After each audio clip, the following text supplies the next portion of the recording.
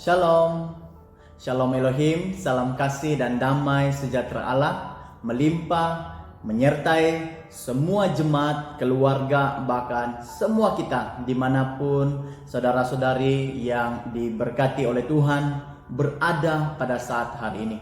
Marilah kita terus berharap kepada Allah agar semua dalam keadaan sehat. Kita semua dalam keadaan sehat, senantiasa sehat secara rohani dan juga fisikal, dilindungi serta senantiasa diberkati oleh Tuhan kita Yesus Kristus. Amin.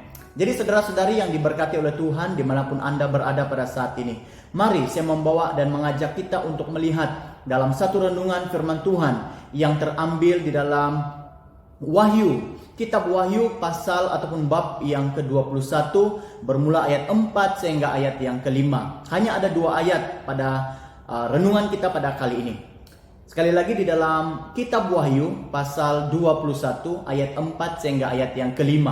Dalam terjemahan Alkitab versi Borneo. Firman Tuhan berkata demikian. Allah akan menghapuskan setiap titik air mata mereka. Tiadalah lagi kematian, kesedihan, dan tangisan. Tiada lagi kesakitan karena segala yang lama telah lenyap. Kemudian dia yang bersemayam di atas takhta berkata, "Lihat, aku telah mencipta segalanya baru."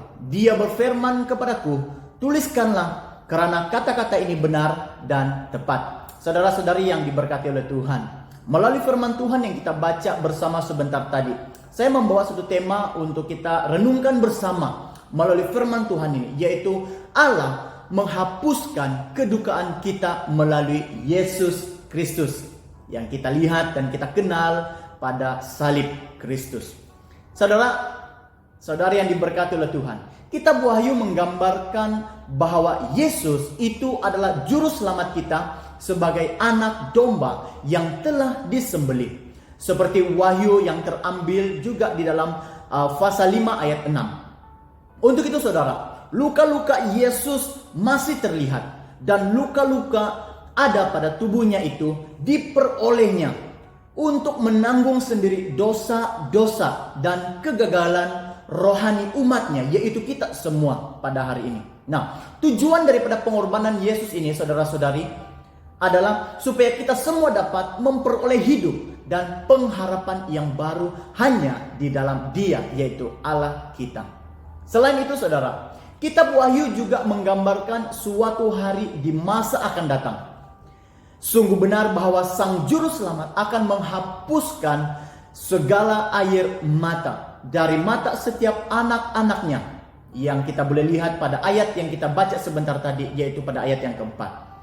Saudara, Tuhan Yesus tidak hanya akan mengurangkan rasa sakit mereka, umat Tuhan, tetapi Yesus sungguh-sungguh melihat, mempedulikan semua kedukaan yang kita lalui, sambil mengajak umatnya untuk masuk ke dalam realiti hidup yang baru dan teguh dalam kerajaannya Tuhan. Nah, ketika kita berada dalam kerajaan Allah akan datang ini, maut, perkabungan dan ratap tangis atau duka cita, semuanya itu tidak akan ada lagi saudara. Karena semua yang kita peroleh adalah air yang menyembuhkan, akan mengalir dengan cuma-cuma dari mata air kehidupan.